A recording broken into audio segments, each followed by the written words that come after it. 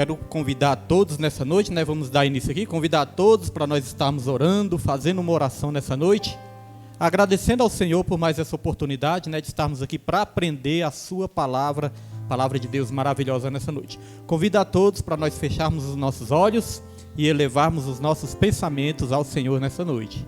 Senhor Deus, Pai amado e querido, meu Deus, mais uma vez aqui estamos, Senhor, e queremos te agradecer por mais essa oportunidade que o Senhor nos concede de estarmos aqui diante da tua presença, agradecer pela tua igreja que já se faz presente aqui neste lugar, os irmãos que ainda estão a caminho, que o Senhor venha trazer em segurança, repreender todo mal, repreender todo impedimento, meu Pai, que as vidas chegam aqui com vontade de aprender a tua palavra, com alegria, Senhor, e nós repreendemos também no mundo espiritual todo impedimento que muitas vezes nos impede de entender a tua poderosa palavra. Abra os olhos do nosso entendimento nessa noite, derrame a tua graça, derrame o teu amor, derrame o teu poder, derrame a tua unção sobre as nossas vidas, porque nós precisamos, Senhor. Estamos aqui estudando sobre avivamento, então que nós venhamos experimentar o verdadeiro avivamento que vem através da tua palavra, através da oração, através da comunhão com a igreja, Pai, e que o seu nome venha ser glorificado nessa noite. As vidas também que irão ouvir aí pela internet, que o Senhor possa estar aí também falando aos corações de cada um que for ouvir esse estudo também, e desde já nós te damos toda a glória e te agradecemos em nome de Jesus, amém e graças a Deus. Os irmãos já podem se sentar nessa noite, e nós vamos abrir na lição número 3 nessa noite, e eu vou estar aqui apresentando, mais uma vez, o tema desse trimestre, que é Aviva a tua obra, o chamado das Escrituras ao quebrantamento e ao poder de Deus. Então, se nós queremos experimentar o poder de Deus, nós temos que estar aquebrantados, O aquebrantamento traz o avivamento, traz o poder de Deus sobre as nossas vidas. Lição número, irmãos? Lição número 4. O ministério avivado de Jesus. Texto áureo está em Lucas capítulo 4, versículo 14, que diz assim: Então, pela virtude do Espírito, voltou Jesus para a Galiléia, e a sua fama correu por todas as terras em derredor. Verdade prática diz: o alcance espiritual da vida de um crente avivado revela a extraordinária atuação do Espírito Santo. Vou repetir aqui porque eu quero comentar algo. Verdade prática vai dizer, o alcance espiritual da vida de um crente avivado revela a extraordinária atuação do Espírito Santo. Então, o que revela a atuação do Espírito Santo nas nossas vidas? O que revela, irmãos, é se nós vivermos uma vida... O que revela se nós somos avivados, Não são os dons espirituais, isso é muito importante de se lembrar, Estamos sempre lembrando. O que revela se nós estamos verdadeiramente avivados não são os dons espirituais, dons são ferramentas. Mas o que revela se nós somos crentes verdadeiramente avivados na obra do Senhor, vão ser os frutos. Olha só o que diz a primeira referência, os irmãos já prestem atenção aqui, Primeira referência, Lucas capítulo 6, versículo 44, o Pedro já vai estar colocando. Lucas 6,44 diz assim, Porque cada árvore se conhece pelo seu próprio fruto, pois não se colhem figos dos espinheiros, nem se vindimam uvas dos abrolhos. Então a evidência de um crente avivado não são os dons, é o fruto, é o caráter, O que é o fruto do Espírito Santo? O fruto do Espírito Santo é o caráter de Cristo formado em cada um de nós, em cada crente. E se a gente for lembrar qual é o fruto do Espírito, porque não são os frutos, É o fruto. Então, se a gente for lembrar, é como se fosse uma mexerica ali, uma laranja. Aqui chama mexerica. Na terra da irmã Neilde chama o quê, irmã Neilde? Aquela fruta. Mexerica também? Tem alguns lugares que é outro nome, Tangerina. Tangerina não é outra fruta, não? É a mesma coisa que mexerica. Pocã. Que mais? Pai do Senhor, irmãos. Pai do Senhor. Então aqui em Brasília, eu nasci aqui em Brasília, sempre chamamos de mexerica. Então, irmãos, só para dar uma representação, o fruto do Espírito é como se fosse essa mexerica. É apenas um fruto, mas com vários gomos. Então é errado a gente falar os frutos do Espírito. Não é os frutos, é o fruto do Espírito. E o fruto do Espírito, ele é amor, paz, alegria, benignidade, mansidão, temperança, domínio próprio. Pastor, o senhor falou que não é só um, mas eu falei como se fosse uma mexerica com vários gomos. Então o fruto é só um, mas as características são essas. Amor, alegria, paz, mansidão, benignidade, ou seja, só coisas boas, né? Então nós temos que nos encher do Espírito Santo para que nós possamos produzir esse fruto do Espírito, né? Na verdade é o Espírito Santo que produz dentro de nós, mas nós temos que dar lugar, nós temos que ser uma terra boa, uma terra fértil para que o fruto do Espírito se desenvolva dentro de cada um de nós. Leitura bíblica em classe.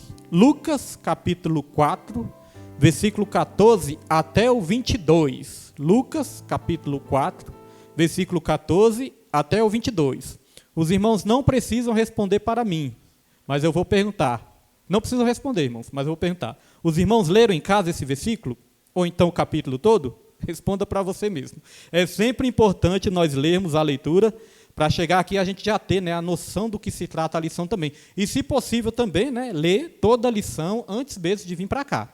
Porque aqui você já vai vir para cá com alguma dúvida, algum questionamento. Se a gente souber responder, a gente responde. Se a gente não souber, a gente vai estudar para poder responder depois. Vamos lá, irmãos. Leitura bíblica em classe. O Pedro vai estar colocando e os irmãos acompanham aí na lição. Pode colocar, Pedro. Então, pela virtude do Espírito, voltou Jesus para a Galileia, e a sua fama correu por todas as terras em derredor. E ensinava nas suas sinagogas, e por todos era louvado. E, chegando a Nazaré, onde fora criado, entrou num dia de sábado, segundo o seu costume, na sinagoga, e levantou-se para ler. E foi-lhe dado o livro do profeta Isaías.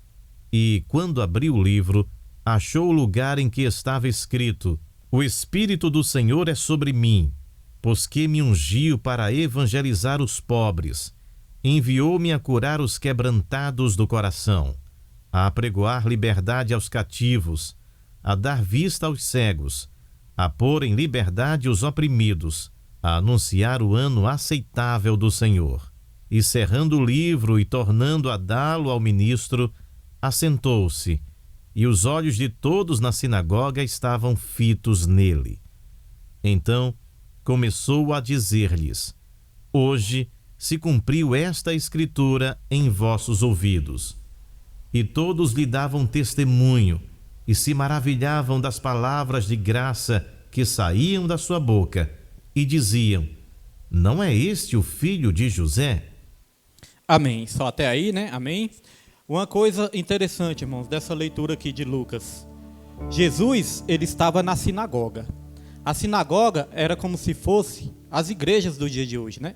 Era o templo, onde os judeus eles iam para orar e também para aprender a palavra, para ouvir os ensinamentos das escrituras sagradas. Não existia ainda o Novo Testamento, mas existia o Antigo Testamento, né? As escrituras antigas, dos profetas, dos patriarcas, né? Existia os 5 livros, Pentateuco e os profetas, Salmos, Provérbios. Então já existiam essas leituras. Não existia ainda o Novo Testamento. Então Jesus ele foi para essa sinagoga, e era interessante, porque nessa sinagoga, geralmente nos dias de sábado, eles davam oportunidade para uma pessoa ler o livro ali, as escrituras, o rolo, né? Então eles davam oportunidade para uma pessoa ler o rolo. E aí nesse dia, eles deram oportunidade para Jesus. Quando eles deram oportunidade para Jesus, Jesus foi justamente numa parte lá, num trecho do livro de Isaías. No livro de Isaías que diz: O Espírito Santo está sobre mim, pelo que me ungiu para pregoar, né, curar os cegos, dar vista aos cegos. Tudo isso que falou aqui nesse texto. Então, quando Jesus foi no livro de Isaías, Jesus estava lendo isso: O Espírito Santo está sobre mim, sobre que me ungiu para libertar os cativos. Aí foi interessante que quando Jesus fechou o rolo, aí todos ficaram prestando atenção em Jesus. Jesus cerrou ali o rolo, fechou o rolo, todos ficaram olhando para Jesus. E quando todos estavam prestando atenção em Jesus, Jesus falou: tudo isso que foi lido aqui agora está falando sobre mim.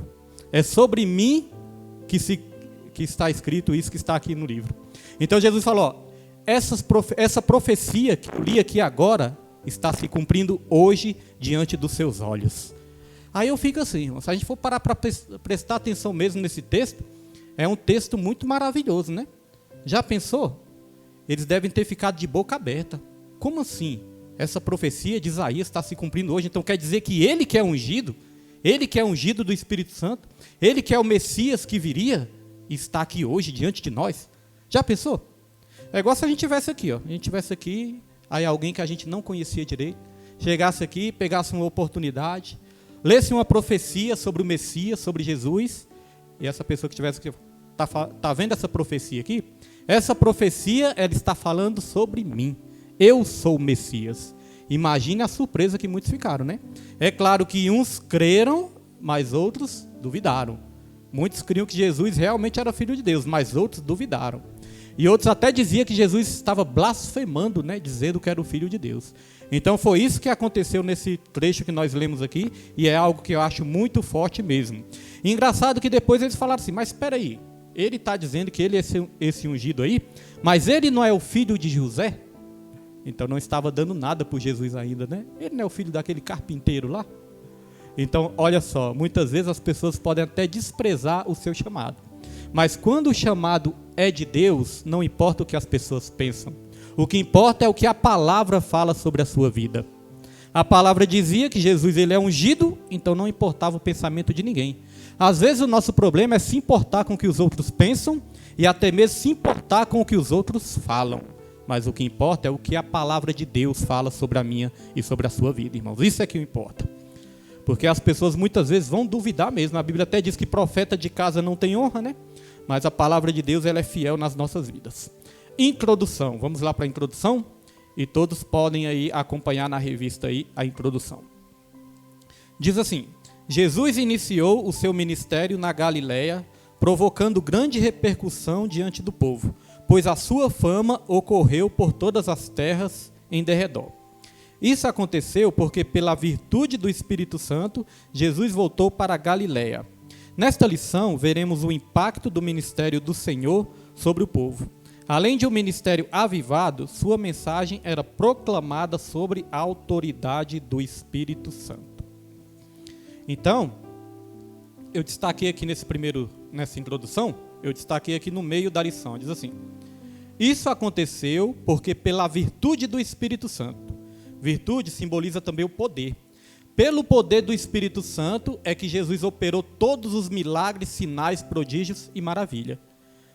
Porque muitas vezes nós podemos pensar, mas pastor, Jesus operou todos aqueles milagres porque ele é Deus. Ele mesmo sendo homem, ele é Deus. Só que a Bíblia fala que ele se esvaziou. Ele se esvaziou da sua divindade, né, e assumiu a forma de homem. Se esvaziou no intuito de não usar todos os atributos que ele tem, que ele sempre possuiu. Ele abriu mão de usar esses atributos e assumiu a forma de homem. Pastor, como ele assumiu a forma de homem, então como que ele conseguiu operar tantos milagres assim, até mesmo andar sobre as águas? Aqui diz, porque ele estava totalmente ali entregue ao Espírito Santo. Ele estava experimentando toda a virtude do Espírito Santo, ou seja, todo o poder do Espírito Santo. Jesus, ele mostrou para nós, ele provou o que um homem é capaz de fazer, um homem ou uma mulher, né, claro, no geral, o que o homem é capaz de fazer se estiver cheio do Espírito Santo. Por que muitas vezes os sinais não manifestam? Muitas vezes falta a gente estar cheio da virtude, cheio do poder, cheio da presença do Espírito Santo. O apóstolo Paulo, ele falou, eu oro, por essa causa eu me coloco de joelhos, para que o poder do Espírito Santo, né, possa estar arraigado dentro de vocês, para que vocês sejam fortalecidos pelo Espírito no vosso homem interior. Era a oração do apóstolo Paulo, e tem que ser a nossa oração também na igreja. A igreja não pode, irmãos, apesar de tantas dificuldades, provações, tribulações, às vezes chateações, mas a igreja não pode viver aquele marasmo espiritual, né? Aquela frieza, aquela mornidão, não pode. Os irmãos sabem o que diz lá em Apocalipse sobre a questão dos mornos, né? Quem dera se vocês fossem frios ou quentes, mas como vocês são mornos, Jesus estava falando ali, né? Como vocês são mornos, repreendendo ali a igreja, eu estou a ponto de vomitá-los, né? Então a mornidão, o que é a mornidão? É a indiferença. Ah, tanto faz. Ah, esse negócio aí de oração, esse negócio de leitura, negócio de culto, tanto faz. Para mim tanto faz, tanto fez, estou aqui no meu bem bom e ninguém mexe comigo. É a indiferença, né? Isso é muito perigoso. Porque a indiferença leva à frieza e a frieza leva à morte espiritual, né? Vou desligar aqui, irmãos, que o ventilador está atrapalhando um pouco. Então a igreja tem sempre que buscar este avivamento da parte do Senhor e ter cuidado com a mornidão. Jesus, tudo que ele fez foi no poder do Espírito Santo. Ele foi ungido para isso pelo Espírito Santo. Então vamos lá, tópico 1. Jesus e a pessoa do Espírito Santo. Pastor Evaldo estava falando aqui para os irmãos que aqui em Brasília, aquela fruta se chama mexerica. Não tem uma fruta que chama mexerica? Lá na Bahia chamam como? Lá na tangerina, na sua cidade. Eu achava que tangerina já era outra fruta, né? Mas tangerina também chama lá, né? Tá bom, já tirou uma dúvida que eu tinha. Eu achava que tangerina era uma espécie de laranja. Mas não é não, né? Vamos lá. Tópico 1, irmãos. Tópico 1. Jesus e a pessoa do Espírito Santo. Subtópico 1. O Espírito Santo na vida de Jesus. Então aqui, nesse tópico 1, tem 3 destaques aqui. Então nós vamos ler um por um, né? Porque a leitura é meio extensa, mas são só 2 subtópicos. Mas no primeiro subtópico tem 3 destaques que nós vamos ler aqui com calma, né? Para a gente entender direitinho. O Espírito Santo na vida de Jesus. Então, o Espírito Santo na vida de Jesus, irmãos, na letra A vai dizer assim, ó, no nascimento. Como o Espírito Santo agiu, né, no nascimento de Jesus? O anjo Gabriel deu a seguinte notícia a Maria: descerá sobre ti o Espírito Santo, e a virtude do Altíssimo te cobrirá com a sua sombra, pelo que também o santo que de ti há de nascer será chamado Filho de Deus. Aqui vemos o papel do Espírito Santo como executor divino do ministério da encarnação. Sob a virtude do Espírito, nosso Senhor se tornou o Emanuel.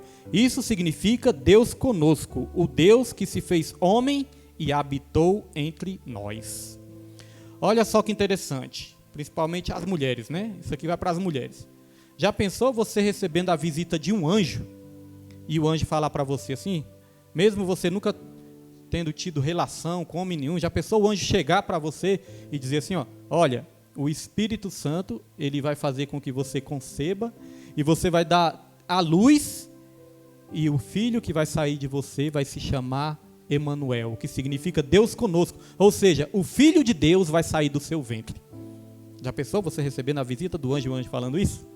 A tendência do ser humano qual é? É duvidar, né? É desacreditar.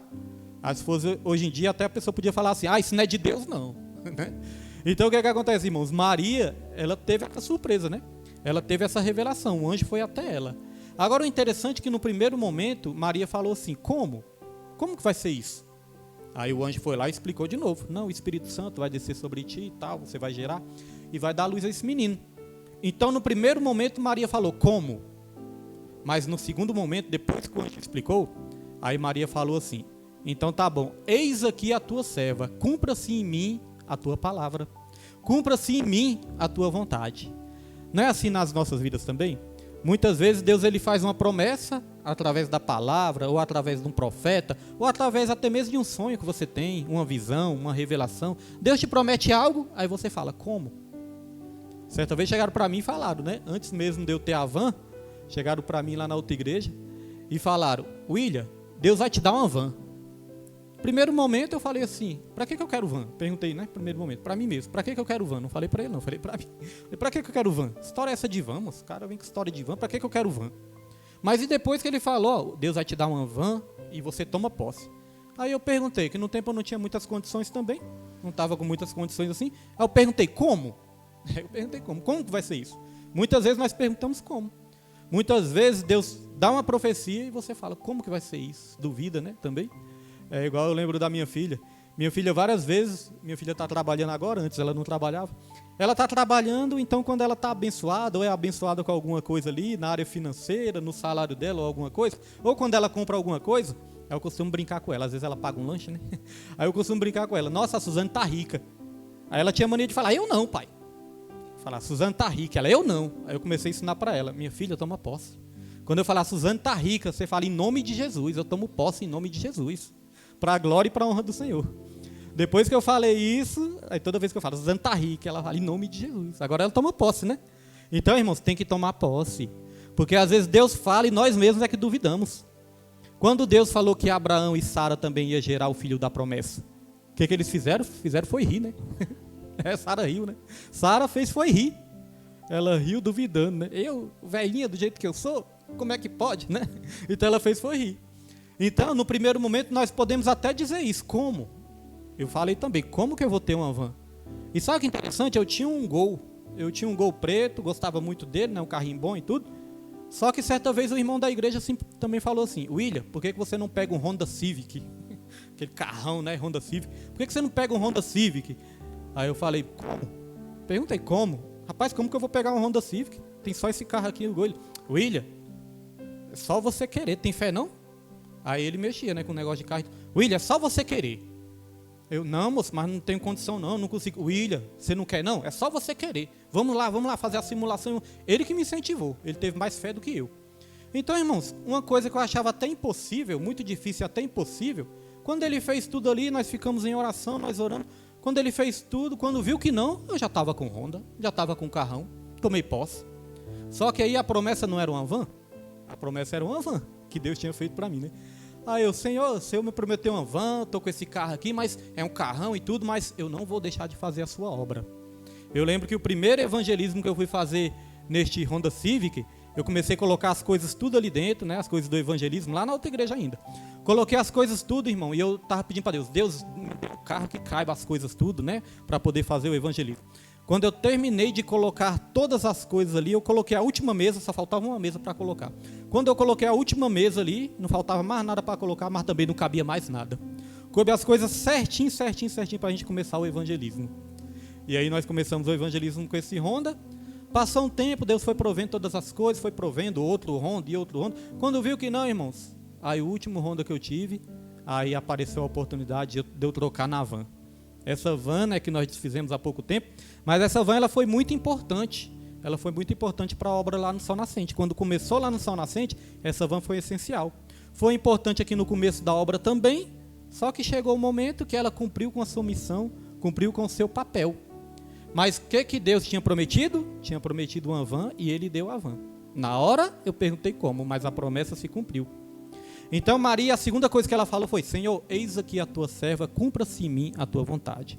Muitas vezes, no lugar da gente falar como, da gente duvidar, nós temos que falar isso, Senhor, se a promessa é sua, eis aqui o teu servo, eis aqui a tua serva, cumpra-se em mim a tua vontade.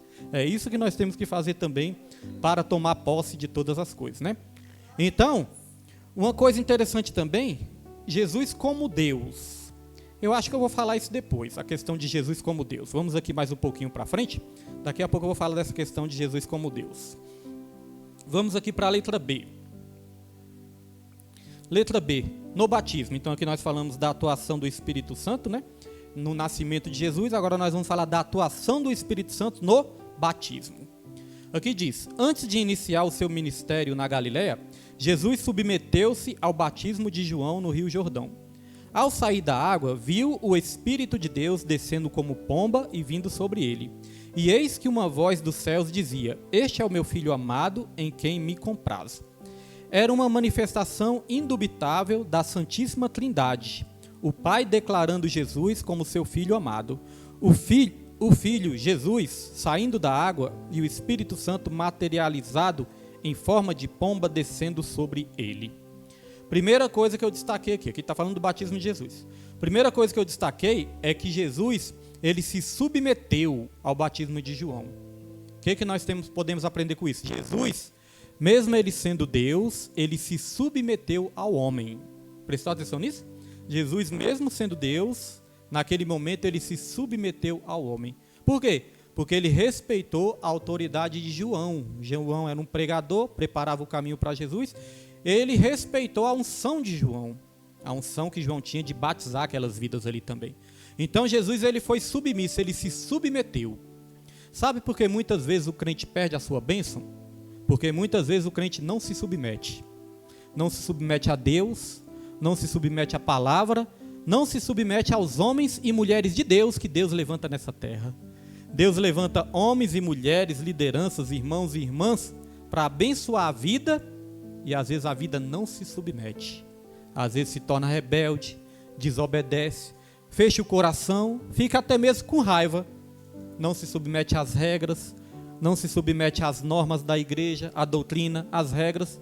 E crente rebelde, aí acaba perdendo a bênção. Nós temos que ser submissos, irmãos. E não é a questão, a igreja tem que ser submissa ao pastor? Não. A Bíblia fala que todos nós temos que ser submissos uns aos outros. Sujeitai-vos uns aos outros no temor a Cristo. Por que nós temos que nos sujeitar uns aos outros? No temor ao Senhor. É assim também o casal, né? É assim. Esse microfone. Glória a Deus, aleluia. É assim também no casal. Dá só uma reguladinha, Pedro. O casal também, né? Essa questão, a mulher tem que ser submissa ao homem. Não. A mulher tem que ser submissa ao homem, né? Naquelas funções ali que Deus estipulou para a família. Só que no geral, se a gente for olhar no geral mesmo, mais grave, bota mais grave.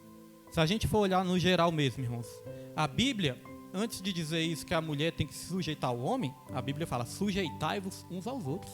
Então é um respeitando o outro. Nessa história de, eu sou o marido, eu mando e você obedece. Não. Nós temos que respeitar uns aos outros. A mulher respeita o papel do esposo. O esposo respeita o papel da esposa.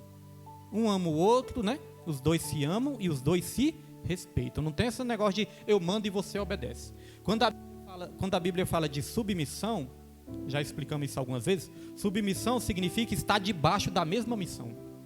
Está debaixo da mesma missão. Não é estar debaixo do homem, é estar debaixo da mesma missão. Por exemplo, um exército. No exército tem os generais, né, os comandantes, tem ali as lideranças. Então, no exército existe o comandante da tropa.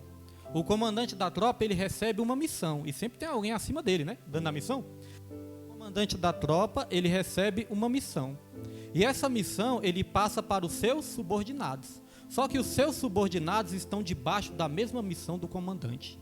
É assim na família também. O casal, ele está debaixo de uma mesma missão. E essa missão é dada por Deus. E nós temos que cumprir os papéis. Papel de esposo e papel de esposa também tem que ser cumprido com muito respeito e com muito amor, né? Então, se submeter. Quando fala aqui de batismo, o batismo com o Espírito, o batismo nas águas, né, de Jesus, vai falar que 3 coisas aconteceram aqui. Mas antes da gente falar dessas 3 coisas, nós vamos ler aqui em Filipenses, capítulo 2, versículo 5 ao 8. Filipenses, capítulo 2, versículo 5 a 8. Olha o que vai dizer aqui, ó. De sorte que haja em vós o mesmo sentimento que houve também em quem, irmãos? Mais alto, irmãos, para despertar aí todos os irmãos aí nessa noite. De sorte que haja em vós o mesmo sentimento que houve também em Cristo Jesus, para a gente despertar, irmãos, participar da aula. Olha só, que sentimento foi hoje que existiu em Cristo Jesus? Versículo 6, Pedro. Versículo 6. Que sendo em forma de Deus, não teve por usurpação ser igual a Deus. O que é usurpar? Ali está. Jesus, ele não teve por usurpação ser igual a Deus. O que é usurpar? Usurpar é você querer se apoderar de algo que não te pertence naquele momento, que não é seu, que não te pertence. Quando Jesus aceitou a missão de vir sobre essa terra como homem, ele não poderia ali reivindicar os direitos de Deus ali naquele momento, porque ele aceitou a missão. Não, você vai ir como homem e você vai se esvaziar. Então, se Jesus quisesse ali se apoderar dessas virtudes naquele momento ali, ele estaria usurpando algo que era de Deus naquele momento. Até mesmo quando Jesus fala, ó, o dia e a hora que o Filho do Homem virá sobre essa terra, nem os anjos, nem o Filho do Homem sabe, né? Somente o Pai que está nos céus. Então, naquele momento, só cabia a Deus saber o dia e a hora da volta de Jesus. Então, se Jesus ele quisesse saber daquele dia também da hora, ele estaria o quê? Usurpando uma atribuição que só pertencia a Deus. Se eu quiser me apoderar de algo que não é meu, eu estou usurpando, né? Então, Jesus ele se submeteu, ele não usurpou ser igual a Deus, e o versículo 7. Mas esvaziou-se a si mesmo, tomando a forma de servo, fazendo-se semelhante aos homens. Foi até aí, Pedro? Até... Pode colocar o 8. E achando na forma de homem, humilhou-se a si mesmo, sendo obediente até a morte e a morte de cruz. Então, resumindo tudo, irmãos, o que Jesus fez aí? Jesus, ele se submeteu. Jesus, ele se sujeitou. Mesmo sendo Deus, ele se submeteu. Já pensou o Criador se submetendo à criatura? Já pensou isso? E ele se submeteu ao batismo de João. Quando ele foi ser batizado, João, não, eu não vou batizar o Senhor, é o Senhor que tem que me batizar. Aí Jesus, pode fazer isso aí, porque convém que se cumpra as Escrituras. Então ele se sujeitou, ele se submeteu. O crente, para receber a bênção, para receber a vitória também, tem que se sujeitar. Jesus, quando morreu, nós temos um ditado aí no mundo, né, que diz o seguinte: quando uma pessoa morre, diz que essa pessoa foi para 7 palmos debaixo da terra, não é isso? Essa pessoa foi para 7 palmos debaixo da terra. Então nós podemos dizer que Jesus, ele foi para 7 palmos debaixo da terra quando morreu, né? Mas Deus o exaltou 7 vezes. Aqui em Filipenses mesmo vai dizer: Deus o exaltou 7 vezes. E o 7 na Bíblia é o número da perfeição, é o número da completude. Pastor, onde diz que Deus exaltou Jesus 7 vezes? Vamos contar? Se eu errar, os irmãos me ajudem. Vamos contar. A Bíblia fala que Deus o exaltou sobremaneira e deu o nome que está acima de todo nome, para que o nome de Jesus se dobre todos os joelhos no céu, na terra e debaixo da terra, e toda língua confesse, e todo joelho se dobre, né? E toda língua confesse. Vamos de novo? Deus o exaltou sobremaneira. Deus o exaltou sobremaneira. Estava faltando contar um. Deus o exaltou sobremaneira. E deu o nome que está acima de todo nome, para que o nome de Jesus se dobre todo joelho nos céus, na terra e debaixo da terra. E todo joelho se dobre, e toda língua confesse que Jesus Cristo é o Filho de Deus para a glória de Deus Pai, né? Foi só 6? 7, né? 7. Que às vezes eu me confundo nas contas. Então, isso é um exemplo, irmãos, que quando Jesus ele nos exalta por completo. Ele nos exalta com perfeição, porque 7 é o número da perfeição. Continuando aqui, uma coisa importante sobre o batismo, né? A maioria dos irmãos aqui já é batizado, né? A maioria já é batizado, tem alguns irmãos que vão se batizar ainda. Então, o que acontece, irmãos? No batismo, por que é importante o batismo? Às vezes as pessoas falam assim: pastor, eu não vou me batizar não, porque quando eu me batizo, aí vem muitas retaliações. Se eu me batizar, vai vir muitas retaliações sobre a minha vida. Pois eu tenho uma notícia para te dar. A partir do momento que você confessou Jesus Cristo como o único, verdadeiro e suficiente Salvador, o inferno já se levantou contra a sua vida. Não vai ser só na hora do batismo. A partir do momento que levantou a mão ali, irmãos, o inferno já se levantou. O que Jesus fez para conseguir resistir ao diabo lá no deserto? Jesus, primeiro se batizou. Depois que ele foi levado ao deserto, né, para ser tentado pelo diabo. Então note que ele se batizou para quê? Para receber uma capacitação a mais. Deu para entender? Ele se batizou para receber uma capacitação a mais. Então às vezes a pessoa fica com medo de se batizar. Pastor, estou com medo de me batizar e a retaliação. É por isso mesmo que você tem que se batizar. Para você resistir às retaliações. Aí certa vez também, né, uma senhora chegou para mim assim e falou: pastor, eu não vou me batizar não quero me batizar, e eu não vou me batizar não porque eu tenho muitos pecados. Eu falei: mas é justamente por isso que tem que se batizar, criatura. Porque o batismo significa a lavagem dos pecados, né? Morrer para o velho homem e nascer uma nova criatura. O batismo simboliza também a limpeza, né? A lavagem. Lá em Pedro, vai dizer lavagem espiritual? Essa? Lavagem regeneradora? Acho que é em Pedro, na carta de Pedro, vai falar o lavar regenerador. Então o batismo significa isso também, irmãos, a lavagem que nós temos, né, dos nossos pecados, a limpeza dos nossos pecados também. Então quando Jesus se batizou, olha só, 3 coisas aconteceram.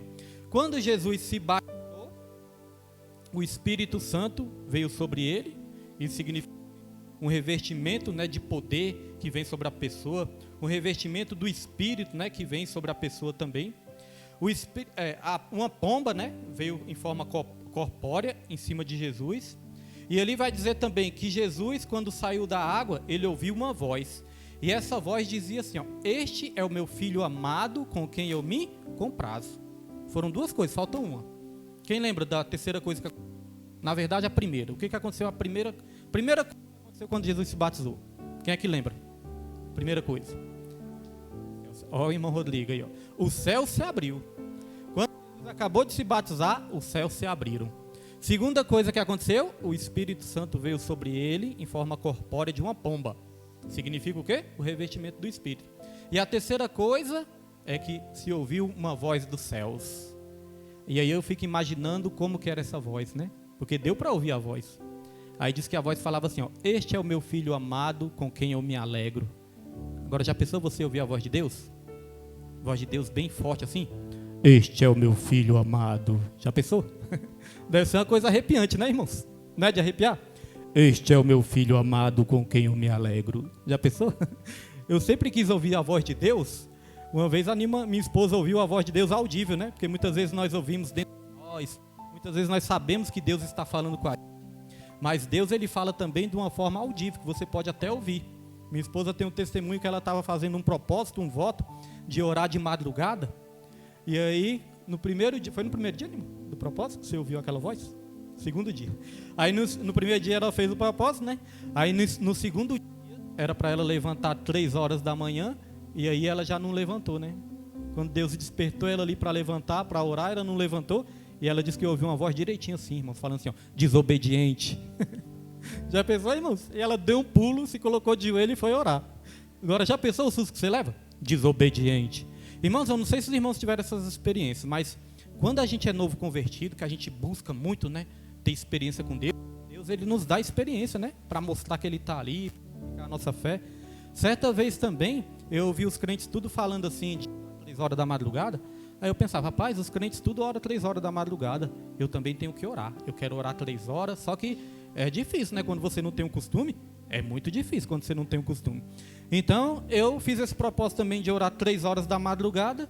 E o interessante, irmãos, nós colocamos o relógio para despertar. Às vezes a gente acorda com o relógio, mas às vezes já percebeu que a gente acorda antes do relógio? Quando você olha para o relógio é 3 horas? Aí aconteceu isso comigo. Quando deu 2h59, eu acordei, olhei no relógio, no celular, 2h59. Aí o relógio despertou. Mas quando o relógio despertou, eu naquela sonolência, rapaz, vou dormir mais um pouquinho. O relógio despertou, eu caí no sono assim, irmãos. Aí eu vi assim, ó, eu estava fazendo um propósito com minha esposa, né? Aí eu vi aí eu senti no meu ombro assim, ó, 3 tapinhas. 3 tapinhas no meu ombro. Rodrigo, quer falar alguma coisa? Pode sim.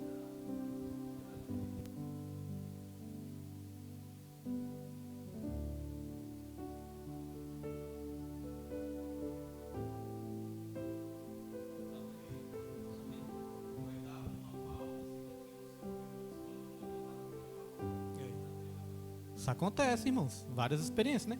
Vou pedir experiência para cada um aqui, cada um tem a sua. Então o que acontece? Aí, irmãos, quando deu 3 horas ali, aí eu senti certinho, ó. Eu senti certinho, 3 tapas nas minhas costas. Aí na mesma hora eu pensei que era a Nilma, né? 3 tapinhas assim. Aí acordei na mesma hora, a gente acorda meio assustado, né? Acordei e fui orar. Aí depois eu conversando com ela, né, e tudo, Nilma, ainda bem que você me acordou. E ela, eu não te acordei não. Falei, não foi você que bateu nas minhas costas, não? Ela falou, não fui eu que bati nas suas costas não, Ilha. Eu nem acordei. Não fui eu que bati nas suas costas. Irmão, depois eu fui perceber, rapaz, isso é o Espírito Santo de Deus, dando as primeiras experiências espirituais, né?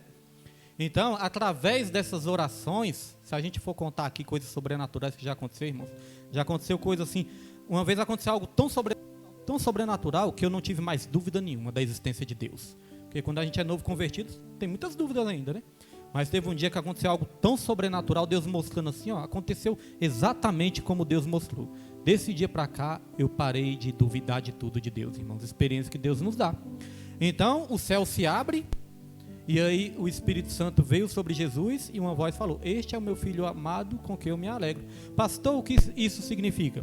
Significa que quando você se batiza, os céus vai se abrir sobre a sua vida. Aquilo que está travado no mundo espiritual, né? Aquilo que está embaraçado vai se abrir sobre a sua vida, né? Os céus vão, como se fosse aquele céu de bronze, vai se, né? É uma capacitação a mais. Não que esteja totalmente fechado, não é que está totalmente fechado, mas tem coisas no mundo espiritual que só destravam quando nós começamos a praticar toda a justiça de Deus. Quando Jesus quis ser batizado ali, João falou, não vou te batizar. Jesus, ó, me batize porque convém que se cumpra toda a justiça de Deus. E a Bíblia não fala que nós temos que buscar o reino de Deus e sua justiça? Então toda a justiça de Deus tem que se cumprir, irmãos. Então quando o Espírito Santo desce, significa um poder a mais que você vai ter para vencer a sua vida espiritual. E quando Deus ele fala assim, ó, este é o meu filho amado com quem eu me alegro, isso significa que Deus ele se alegra. Isso é fazer a vontade de Deus quando você é batizado. Deus ele fica feliz quando um filho dele é batizado nas águas também. O mesmo exemplo de Jesus serve para todos nós. Então vamos prosseguir aqui, vamos avançar. Então nós vimos a ação do Espírito Santo no nascimento, no batismo, agora vamos ver na tentação. Depois do batismo, Jesus foi conduzido pelo Espírito ao deserto para ser tentado pelo diabo. Ali experimentou o jejum de 40 dias e 40 noites, depois teve fome. Irmão, só uma observação importante aqui. Beber uma aguinha?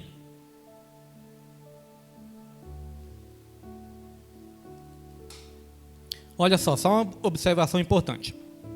Aqui diz que Jesus ele jejuou 40 dias e 40 noites, depois teve fome.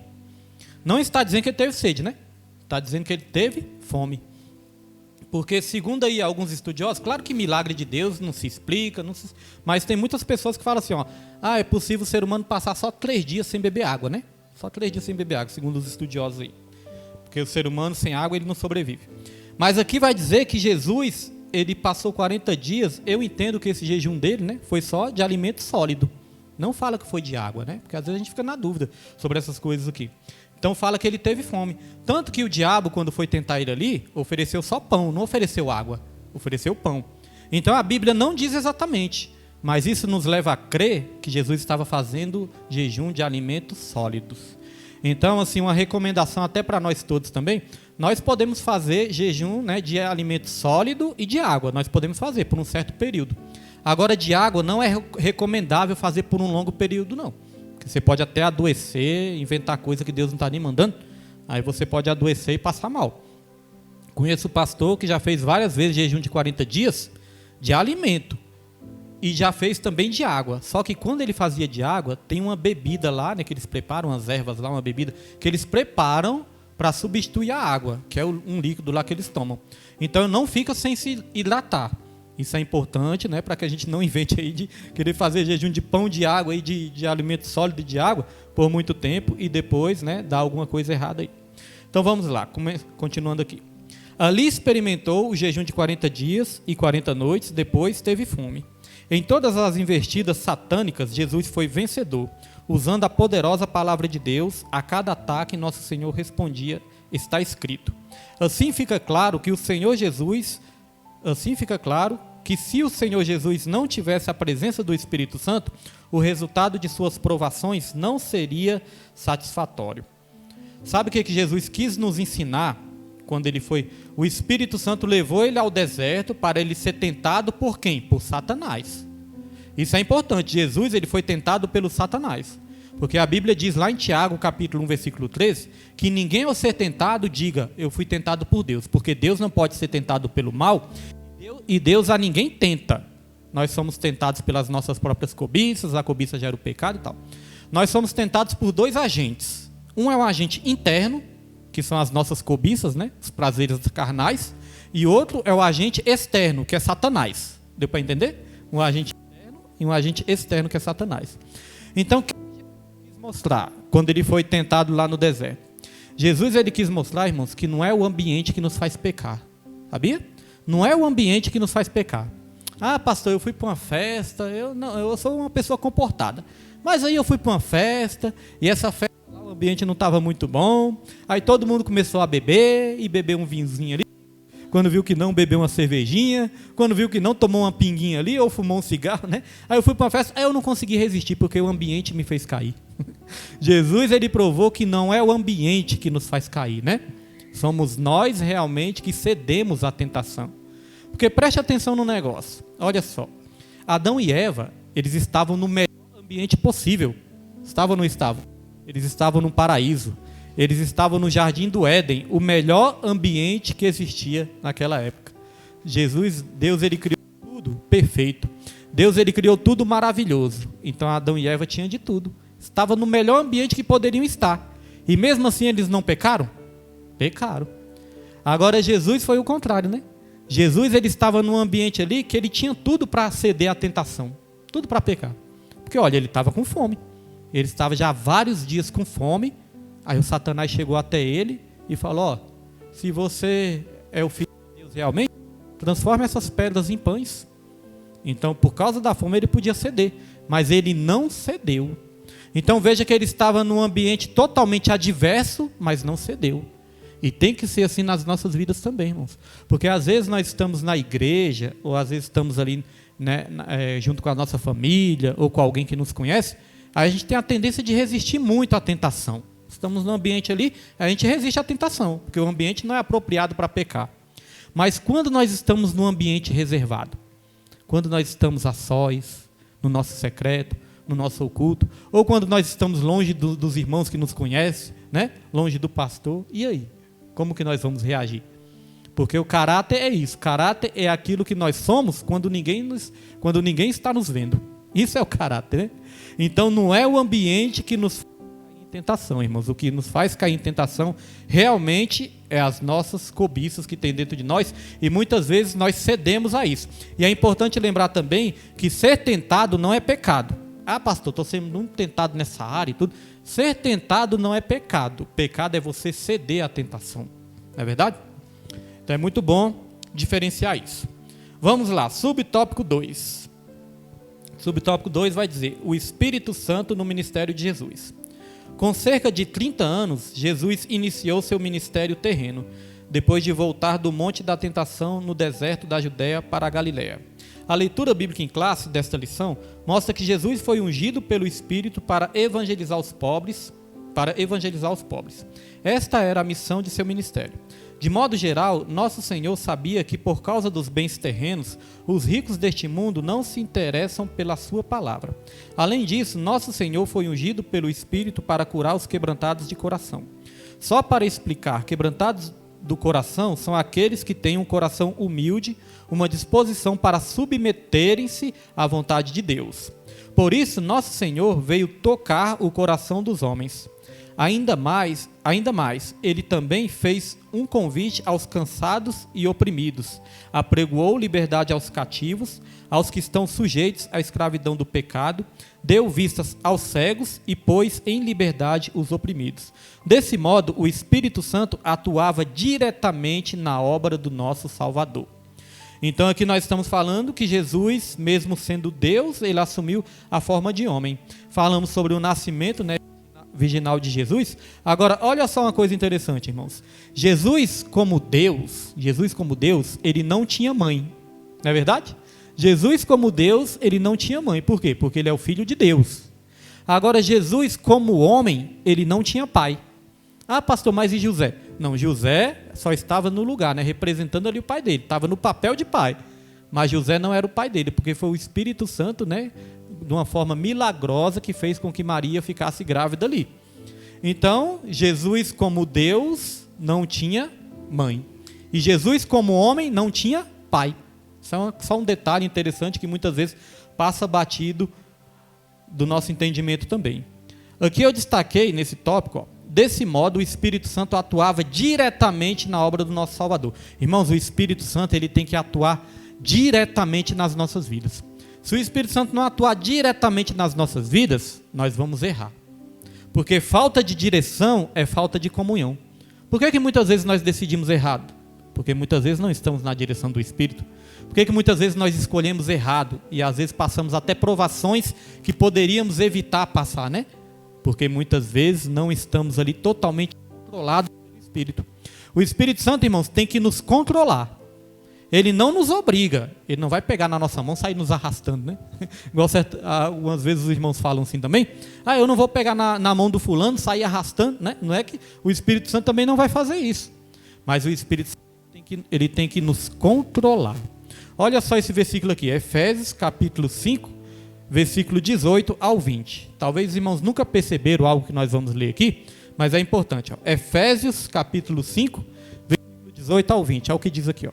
E não vos embriagueis com vinho em que há contenda, mas enchei-vos do Espírito. Olha, irmãos, não vos embriagueis com vinho onde há contenda, mas enchei-vos do Espírito Santo.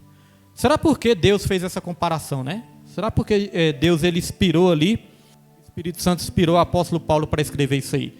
Não vos embriagueis com vinho, mas enchei-vos do Espírito Santo. O que bebida tem a ver com a presença do Espírito Santo, né? Por que essa comparação? Porque, irmãos, uma pessoa quando está bêbada, pastor Evaldo, uma pessoa quando está bêbada, ela fica o quê, irmãos? Quando a pessoa está bêbada? Ela faz coisas que normalmente não faria quando não é verdade? Quando está sóbria. Uma pessoa quando está bêbada, ela faz coisas que normalmente não faria quando ela está sóbria. É ou não é verdade?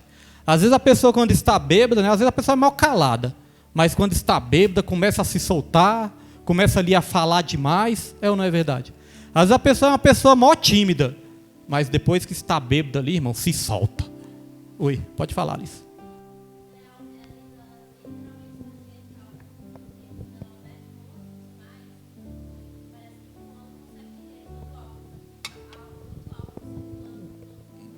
Isso.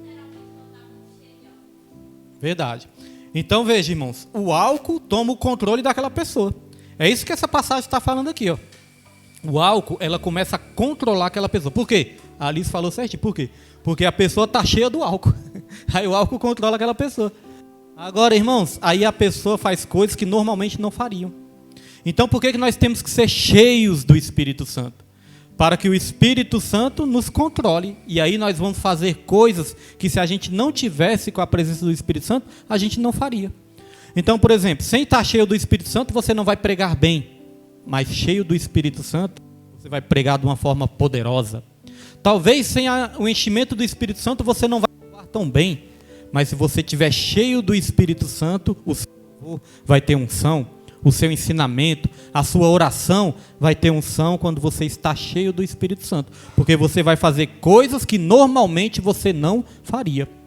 Por isso que tem essa comparação. Ao invés de estar cheio do álcool, se encha do Espírito para você poder operar coisas sobrenaturais. E aí, como nós podemos ser cheios? Versículo 19, Pedro. Versículo 19, olha só. Falando entre vós em salmos e hinos e cânticos espirituais, cantando e salmodiando ao Senhor no vosso coração. Tem práticas que nós podemos fazer para nos enchermos do Espírito Santo. Uma dessas práticas é essa, ó, falando entre vós em salmos, hinos e cânticos espirituais, cantando e salmodiando ao Senhor no vosso coração. Uma das maneiras de nós nos enchermos do Espírito Santo é estarmos aqui, ó, cultuando a Deus, adorando, ouvindo a palavra, falando a palavra, né? Entoando cânticos espirituais. Porque tem pessoas que acham que o culto não é importante. Esse negócio de ir para a igreja, eu sirvo a Deus em casa mesmo, Deus ele está no meu coração, Jesus ele mora no meu coração, não preciso de igreja. Irmãos, esse negócio que não precisa de igreja é papo de desigrejado, né? A comunhão faz com que nós nos enchamos do Espírito Santo também. As pessoas que não frequentam a igreja, irmãos, estão vazias do Espírito Santo, porque a comunhão nos enche também. Versículo 20, para encerrarmos. Versículo 20. Dando sempre graças por tudo a nosso Deus e Pai, em nome de nosso Senhor Jesus Cristo. Ter o coração grato faz com que nós nos enchamos do Espírito Santo também. Se eu for uma pessoa ingrata, se eu for uma pessoa do coração fechado, uma pessoa do coração duro, não adianta pensar que eu estou cheio do Espírito, que eu não vou estar cheio do Espírito, né? Agradecer a Deus, sempre dar graças em tudo e por tudo, porque todas as coisas cooperam para o bem daqueles que amam ao Senhor, irmãos. Ter o coração grato. Vamos avançando aqui para o tópico 2. Jesus e a oração em seu ministério. Tópico 2, Jesus e a oração em seu ministério. Subtópico 1, o valor da oração. A oração do Pai Nosso aparece em duas versões nos evangelhos. A primeira em Mateus, a segunda em Lucas. Em Mateus é capítulo 6, versículo 9 ao 13, né? E em Lucas capítulo 11, versículo 2 ao 4. Em Mateus, ele se encontra no contexto do Sermão do Monte. Ali a oração do Pai Nosso não cumpre mera orientação litúrgica, mas revela o coroamento de um estilo de vida sem hipocrisia e exibicionismo religioso. Desta forma, uma pessoa avivada se dirige a Deus como Pai Nosso, santifica o nome dele, deseja a vinda do reino, anela por viver a vontade de Deus, a cada dia está na dependência do Senhor, confessa os pecados e pede perdão. Ela suplica, né, por proteção a Deus e finalmente sabe que dele é o reino, o poder e a glória para sempre. Essa oração revela uma vida humilde e quebrantada diante de Deus. Então aqui começa dizendo, sabe o quê? O valor da oração. Irmão, se a gente soubesse o valor da oração e o poder da oração, a gente oraria muito mais, não é verdade? Se a gente verdadeiramente soubesse o poder da oração, a gente oraria muito mais. E a gente não teria pressa de sair da presença do Senhor, né? Hoje eu estava aqui desativando algumas funções da câmera, né? Porque quando entra pessoas aqui na igreja, tem que desativar algumas funções. E aí quando eu vi, a igreja estava bonita, irmãos. Eu vi aquelas mulheres tudo ajoelhadas, né? E estava um monte de mulher ajoelhada, orando. Isso me deu uma alegria tão grande. Isso me deu uma força, como eu já falei para os irmãos, fortalece a gente. Isso me fortaleceu lá no meu serviço. Quando eu vi a igreja orando, isso me fortaleceu. Até tirei uma foto ali, né? Coloquei no grupo ali, porque a gente fica alegre. Quando a gente fica alegre, fica feliz, a gente quer compartilhar. Então, Deus abençoe a vida, né, de todos os guerreiros que estão se levantando para orar. Eu entendo o seguinte, os varões são o cabeça da casa, né? Os cabeças da casa. Então, os varões são os principais provedores, né?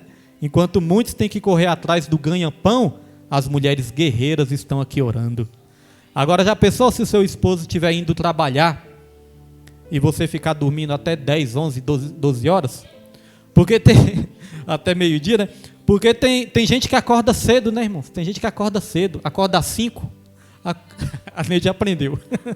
Tem gente que acorda cedo, acorda às 5. Às 5 para meio-dia. E quando acorda já pergunta, o que tem para almoçar? Estou com fome. E aí depois que come aquela pratada, aí fica com fome de novo. Fala, nossa, enchi a barriga, estou com soninho. Acho que eu vou dormir mais um pouquinho. Quando viu que não, dormiu o dia todo, irmãos. Enquanto o crente está dormindo, o diabo ele está acordado, né? Querendo destruir as vidas. Então, quando seu esposo for trabalhar, ó, coloque seu joelho no chão, ore, interceda para Deus estar no livramento também, enquanto ele vai atrás do ganha-pão de cada dia, né? Então, o valor da oração.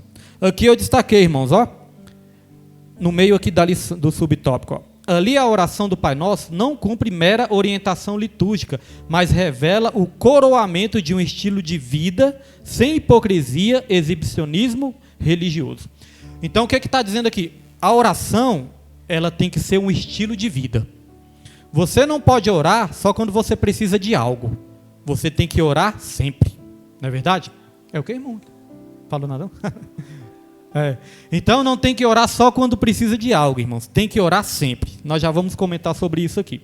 Então Jesus, ele deu a oração modelo. Por que ele deu a oração modelo? Porque os discípulos estavam pedindo ali para Jesus ensinar eles a orar. Aí Jesus deixou essa oração modelo aqui, ó. Diz assim, ó. Dessa forma, uma pessoa avivada se dirige a Deus como Pai Nosso. Jesus não deixou a oração do Pai Nosso? Então se dirige a Deus como Pai Nosso. E depois fala, ó, santifica o nome dele. Porque a palavra de Deus fala, né? Santificado seja o vosso nome. Aqui diz também, ó, deseja a vinda do reino, anela por viver a vontade de Deus.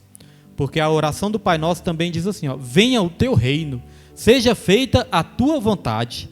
Então é anelar, desejar a presença do Senhor nas nossas vidas. A oração também do Pai Nosso nos ensina que nós temos que ter dependência.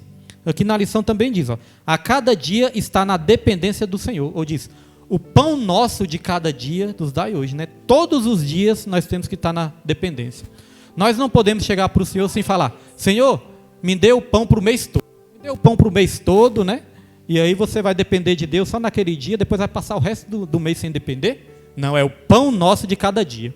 Senhor, me dê o pão de hoje, me dê o livramento de hoje, me dê a bênção de hoje, me dê a bronca de hoje também, porque eu preciso levar uma bronca todo dia para me ficar esperto, né? Então me dê as bênçãos de hoje, é todos os dias, irmãos. Todo dia tem prova? Todo dia tem prova. Todo dia tem tribulação? Todo dia tem tribulação, mas todo dia tem a graça de Deus também. Tem um ditado que diz, todo dia eu tenho um leão para matar. Todo dia você tem um leão para matar, mas todo dia você tem a graça de Deus também para te tornar forte, para conseguir matar esse leão. Então é dependência. Orar antes de acontecer alguma coisa é dependência. Orar depois que acontece é gratidão. E orar sempre é comunhão. Então orar sem cessar, orar o tempo todo, é o que a palavra nos ensina, né? Aqui no finalzinho eu destaquei, ó, essa oração revela uma vida humilde e quebrantada diante de Deus. Agora vamos ler algo interessante aqui, ó. Lucas capítulo 11, versículo 1. Coloca aí, Pedro.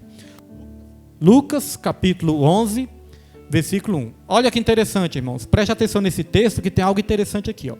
E aconteceu que estando ele a orar num certo lugar, quando acabou, lhe disse um dos seus discípulos, Senhor, ensina-nos a orar, como também João ensinou aos seus discípulos.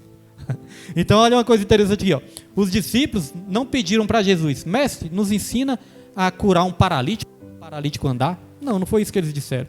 Eles não disseram, mestre, nos ensina a ressuscitar um morto, nem que seja um mortinho só, mas nos ensina a ressuscitar um morto. Não foi isso que os discípulos disseram.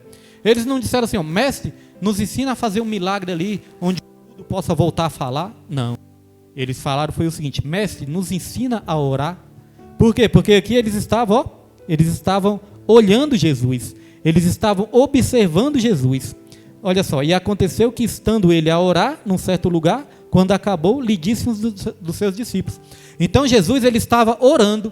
Enquanto ele estava orando, os discípulos estavam ali estavam ali observando. Eu imagino que os discípulos ficavam assim admirados. Como é que pode o mestre, né? O mestre faz tantos milagres, tantas coisas maravilhosas. E eles viam Jesus orar e falaram, nossa, como deve ser maravilhoso essa comunhão que ele tem com o Pai. Porque os discípulos observavam, irmãos. Os discípulos observavam que umas coisas que muitas vezes eles não conseguiam resolver em 5 horas, Jesus ele resolvia em 5 minutos, né? Certa vez os discípulos tentaram ali expulsar um demônio de um jovem endemoniado e não conseguiram. Aí eles perguntaram para Jesus, mestre, por que nós não conseguimos expulsar o demônio? Aí Jesus falou, tem casta de demônio que só sai com jejum e com oração, né? A fé de vocês está pequena, tem que jejuar mais e orar mais. Então uma coisa que eles não conseguiam resolver em 5 horas, Jesus resolvia em 5 minutos. E muitas vezes, por que acontece isso? Porque às vezes, irmãos, eles passavam 5 minutos orando e queria que se resolvesse, né, uma situação muito difícil. Mas Jesus, ele orava era 5 horas, 6 horas, 7 horas, 10 horas, né? E resolvia uma situação em 5 minutos. Mas o que importa mais não é a quantidade de tempo que você vai orar. É a fé que você deposita na sua oração. Sabia disso? Não é a quantidade de tempo, mas é a fé que você deposita naquela oração. Neemias, ele precisava voltar para reconstruir Jerusalém. Não, Esdras. Ele precisava... Era Neemias ou era Esdras? Quem reconstruiu os muros? Quem pode me ajudar? Neemias, né? Reconstruiu os muros de Jerusalém. Então Neemias ele precisava voltar para reconstruir os muros de Jerusalém. A palavra de Deus vai dizer que chegou um momento que ele precisava falar com o rei. E ele fez ali uma oração relâmpago, irmãos. Ele chegou ali para o rei e só pediu, Deus me ajude para que eu possa falar com o rei. Foi uma oração relâmpago. Mas na hora que ele pediu para Deus ali e falou com o rei falou, vou te dar tudo que você precisa para que você possa ali reconstruir os muros. Então note que foi uma oração relâmpago, mas foi cheia de fé. Não adianta a gente passar 2 horas orando se não tiver fé nenhuma, né? Às vezes você determina algo ali pelo nome de Jesus e algo já acontece. Então não é só a quantidade de tempo, mas é a fé que você deposita. Vamos lá, subtópico 2, uma vida de oração.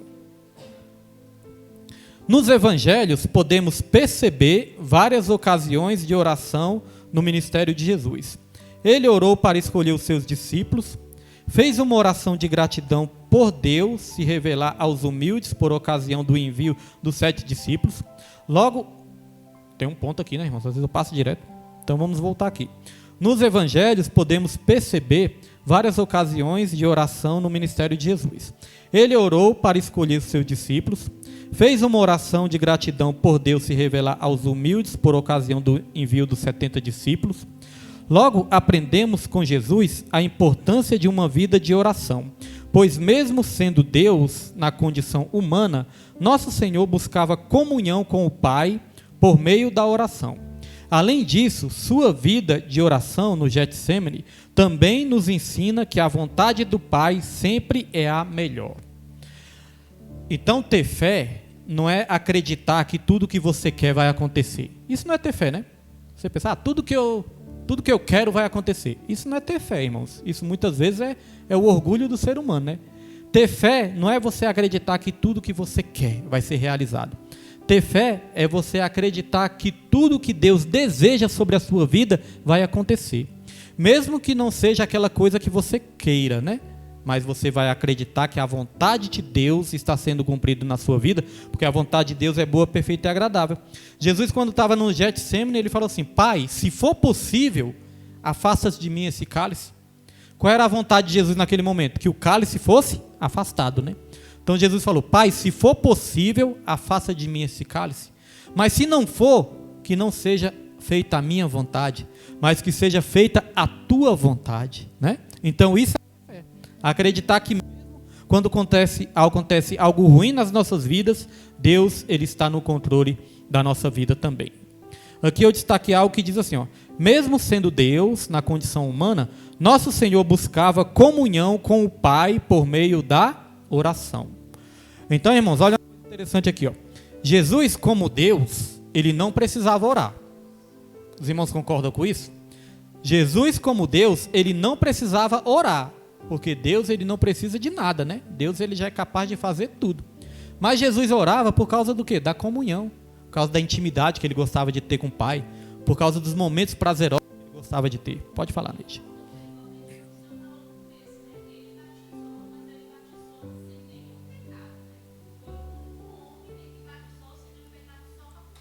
Bem lembrado. Bem lembrado. Jesus, o batismo, né? Como o batismo é para remissão dos pecados, Jesus ele não precisava, se a gente for olhar por esse lado, porque ele não tinha pecados. Mesmo assim, ele praticou a justiça de Deus ali. Então, Jesus, como Deus, não precisava orar, mas ainda assim ele orava. Agora como homem, ele precisava orar, irmãos. Como homem, ele precisava orar. E o Jesus, ele é o nosso maior modelo. Nós temos, todas as vezes que nós queremos aprender algo, que nós quisermos aprender algo, nós temos que olhar para o exemplo de quem? Para o exemplo de Jesus. Ele é o nosso maior modelo. Então, se Jesus, sendo filho de Deus, estava sempre orando, por que muitas vezes nós negligenciamos a oração, né? Por que muitas vezes nós não oramos? Jesus, ele orava todos os dias. E por que muitas vezes nós passamos um dia, 2 dias sem orar, né? Se Jesus, sendo Deus, ele deu esse maior exemplo. Então, que através dessa lição a gente dê mais valor à oração e procure, né, se esforçar mais para estar orando também, porque se eu disser que não necessita de esforço, eu vou estar mentindo, né? Precisa a gente vencer a vontade da nossa carne, vencer muitas vezes o sono, vencer muitas vezes a preguiça. É igual no estudo bíblico, irmãos. Às vezes a gente, né, quer despertar os irmãos aqui, porque eu sei que é uma batalha. Eu já fiz aula também, eu já fiz teologia também. As primeiras vezes que eu fui, só que a gente acordava 6 horas da manhã. Ia no domingo, cedinho, 6 horas da manhã. Aí tinha que estar lá na igreja 7 horas, na igreja em Taguatinga.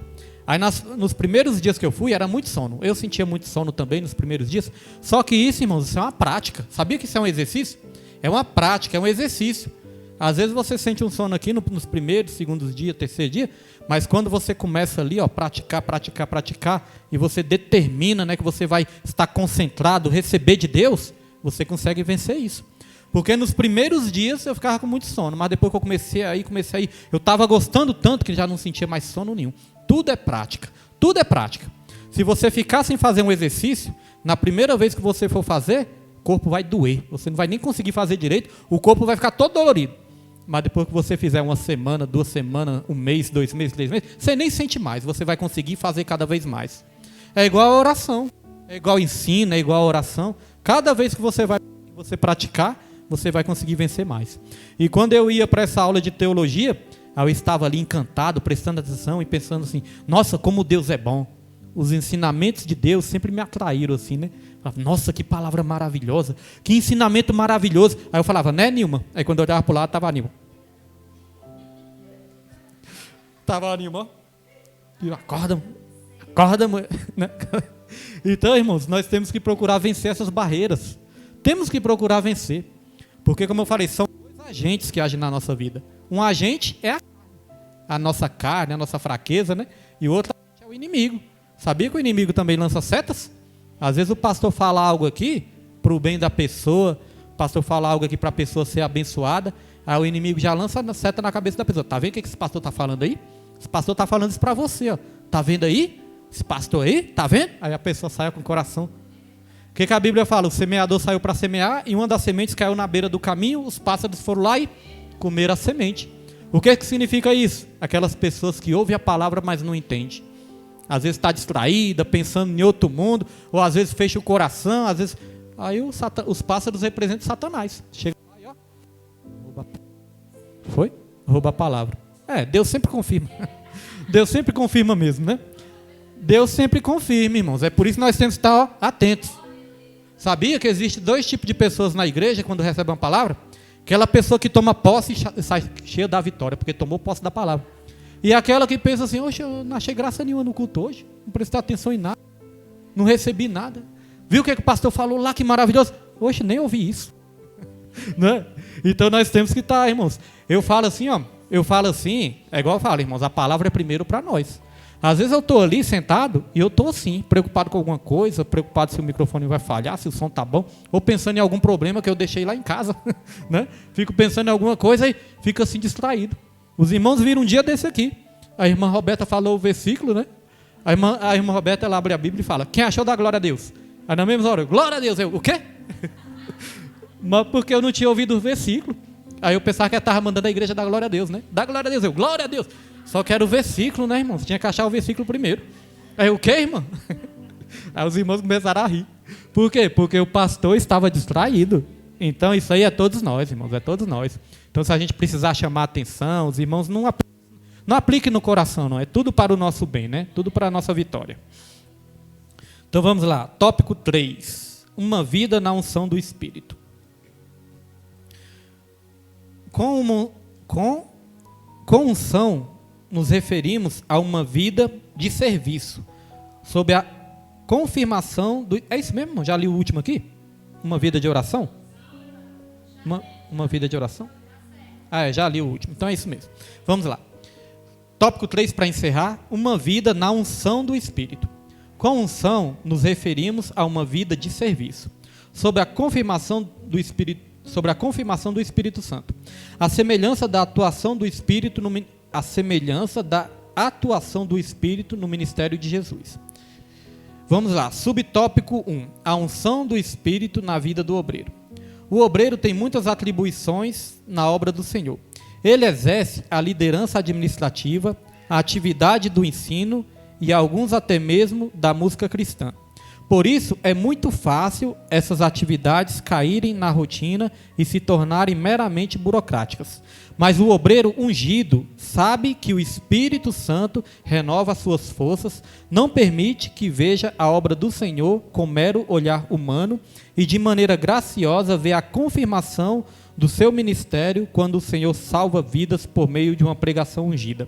Quando crentes mudam atitudes por causa de um ensino dirigido pelo Espírito, quando há edificação espiritual por meio de um louvor bem executado na presença de Deus. Irmãos, uma coisa importante aqui, ó. Vamos dar uma pausa porque é meio grande aqui, né? Uma coisa importante aqui. Aqui falou que, aqui no comecinho aqui, ó, aqui na introdução desse tópico, ó, na introdução diz assim, ó, com unção nos referimos a uma vida de serviço. Então, ministério é serviço. Ministério não é ser visto.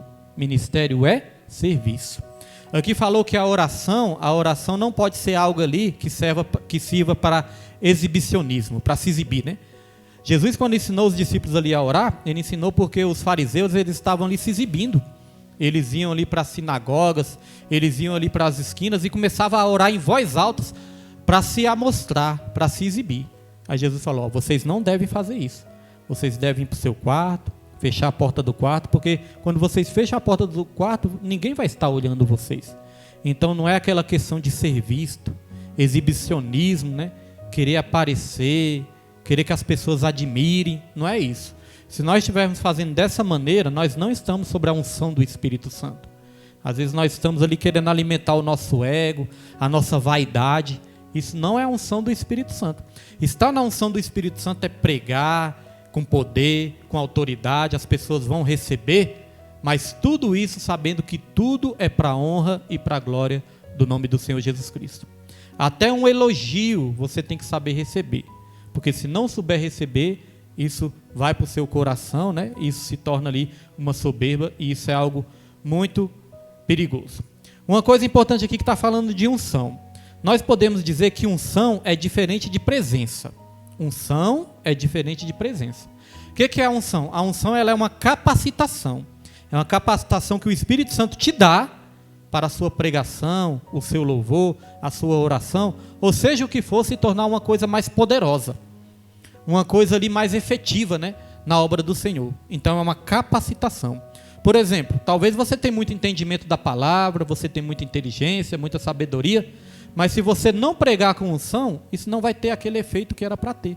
Com a unção do Espírito Santo, você vai conseguir ganhar almas para Jesus. Sem a unção, só vai falar bonito, né? Vai ser aquela pregação bonita e tudo, mas não vai ter o poder. Talvez você já louva bonito, talvez você já tenha uma voz bonita, mas quando você louva na unção do Espírito Santo, as pessoas vão se aquebrantar, vão chorar, vão se entregar para Jesus. Então é uma capacitação especial. William, a unção é só para louvar, a unção é só para pregar? Não. Se os irmãos forem ler lá em Êxodo, uma passagem interessante, lá em Êxodo fala dos artesãos. Os artesãos, eles faziam ali, né?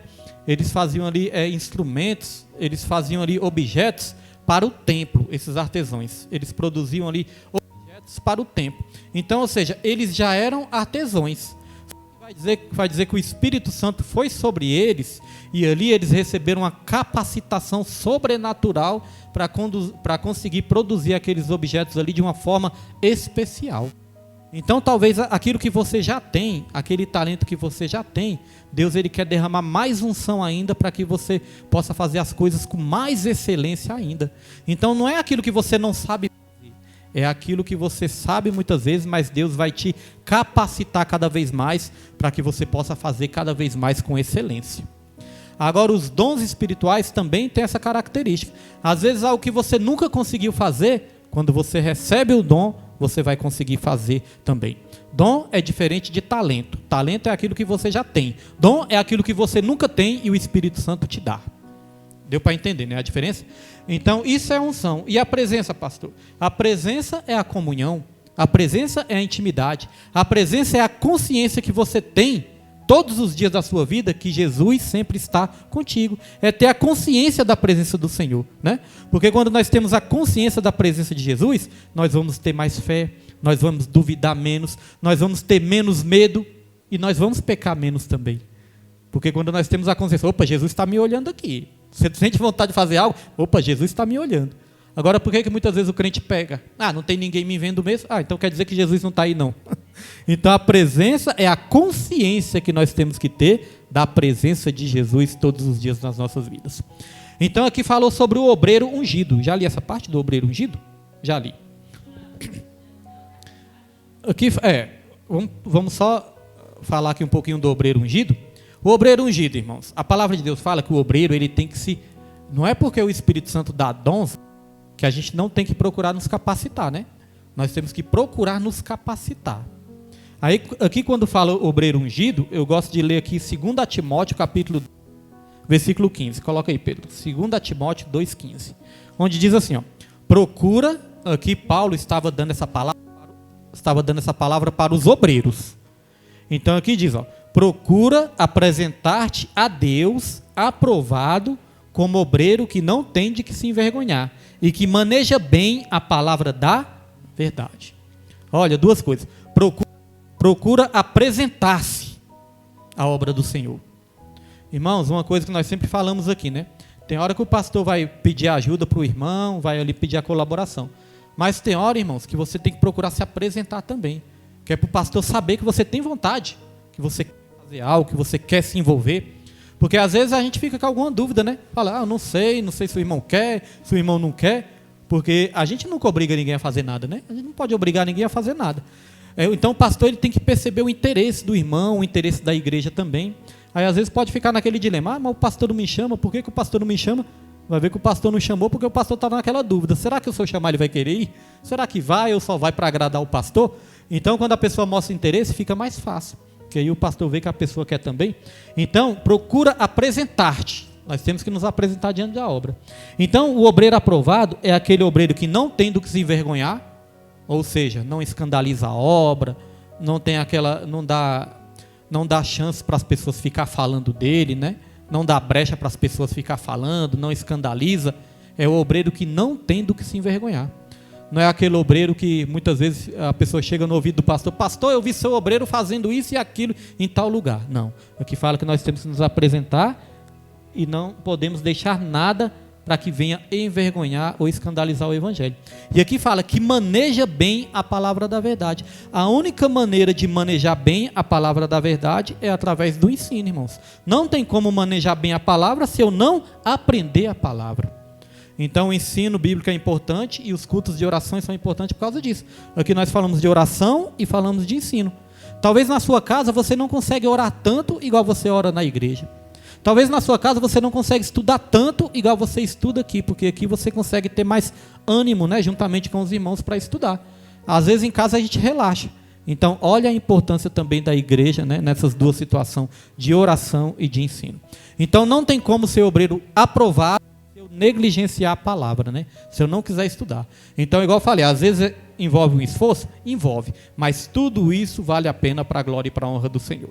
No finalzinho aqui, para terminar, diz assim, ó, mas todo esse bem do Senhor, inevitavelmente, é acompanhado de uma vida piedosa. Por por isso, o obreiro do Senhor não deve negligenciar a oração, o jejum e o estudo devocional da palavra de Deus. Aquilo que nós acabamos de falar, né? Esses exercícios piedosos são um alimento espiritual diário e permanente de todo obreiro avivado na obra do Senhor. Então é algo diário, irmãos, e permanente. Aqui fala também que é um exercício, aquilo que nós estamos falando agora, é um exercício, você tem que estar praticando. Se não praticar, irmãos, nós nunca vamos conseguir ter prazer na oração e nem nos ensinos, não. Aqui diz uma coisa interessante, ó, que o obreiro tem que se dedicar ao estudo devocional da palavra de Deus. E ali no versículo 16 da leitura bíblica em classe, os irmãos podem abrir aí a leitura bíblica em classe que tem na lição. Vamos ler o versículo 16, ó. Lá no comecinho, leitura bíblica em classe. Olha o versículo 16, uma coisa interessante, ó. E chegando a Nazaré, onde fora criado, entrou num dia de sábado, segundo o seu costume, na sinagoga e levantou-se para ler. Está falando de Jesus, ó.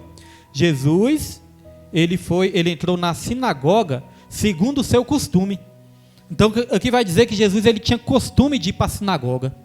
E o que ele ia fazer na sinagoga, irmãos? Orar e aprender a palavra. Olha, Jesus era a própria palavra, mas ele ia para a sinagoga orar e ouvir a palavra. Se Jesus, que era a palavra, ele ouvia a palavra, por que nós não vamos ouvir a palavra também, né, irmãos?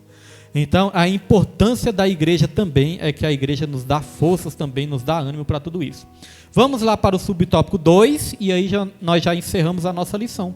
Subtópico 2. A unção do Espírito na vida do crente. Viver uma vida na unção do Espírito não é privilégio apenas dos que exercem vocação ministerial na igreja local.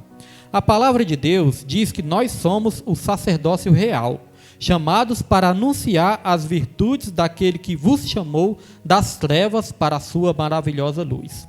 Mais precisamente, Deus chamou cada crente a comunicar o evangelho em todos os lugares em que seus pés tocarem. Mas para isso, a nossa vida deve estar debaixo da unção do Espírito. Então, exerceremos influência poderosa em nossa família, na faculdade, no local de trabalho ou em quaisquer esferas da sociedade. Assim seremos testemunhas poderosas de Jesus sob a unção do Espírito Santo. Então, uma coisa aqui, irmão, só destaquei isso aqui, ó. Comunicar o evangelho em todos os lugares em que seus pés tocarem. Então, comunicar o evangelho não é só na igreja, não é só a gente ficar pregando para crente, né? Mas em todo lugar que nosso pé tocar, nós temos que comunicar o evangelho. A palavra de Deus não diz em Marcos 16, versículo 15, ide e pregar o evangelho a toda criatura? Eu quero perguntar uma coisa aqui para os irmãos me respondam. Se na igreja todos forem crentes, se na igreja todos já forem nascidos de novo, irmãos, aí eu vou perguntar, a criatura vai estar dentro da igreja? Se todos já forem nascidos de novo? A criatura não vai estar na igreja, né? A criatura vai estar fora da igreja.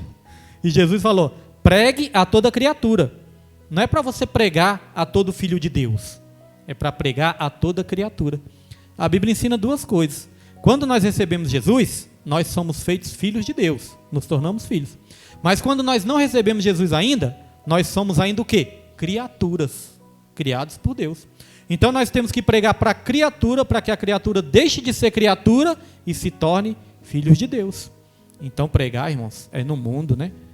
É nas cracolândias da vida, nos bares da vida, na escola, no trabalho, na família, é que nós temos que pregar. Na igreja nós podemos dizer que nós não estamos exatamente pregando. Na igreja nós estamos ensinando. Pregando é quando nós estamos anunciando as boas novas. A pregação do evangelho é anunciar as boas novas. E as boas novas a gente não anuncia para o crente, porque o crente já sabe das boas novas. A gente anuncia para aquele ainda que não conhece o evangelho de Cristo. Deu para entender a diferença? Na igreja a gente ensina, lá fora a gente prega o evangelho. Existe essa diferença. Vamos lá, conclusão. Nesta lição, vimos que o Senhor Jesus teve um ministério avivado, porque foi ungido pelo Espírito Santo. Ora, se o Senhor Jesus, sendo Deus, foi ungido pelo Espírito Santo para desenvolver o seu ministério, por que conosco seria diferente? Vivamos, pois, uma vida de serviços na causa do Mestre, de modo que o Espírito Santo confirme a nossa vocação. Então, essa lição terminou aqui dizendo que nós temos que viver uma vida de serviço, mas para viver essa vida de serviço, nós temos que estar debaixo da autoridade, debaixo da unção do Espírito Santo do Senhor, para que a nossa pregação possa dar frutos, para que o nosso louvor possa dar frutos, o ensinamento, a oração, ou algo que você faz até mesmo material, né, fisicamente para a igreja, possa ter aí realmente uma efetividade no reino de Deus. Precisamos desse avivamento, precisamos da unção do Espírito Santo. Amém, irmãos? Essa foi a lição de hoje.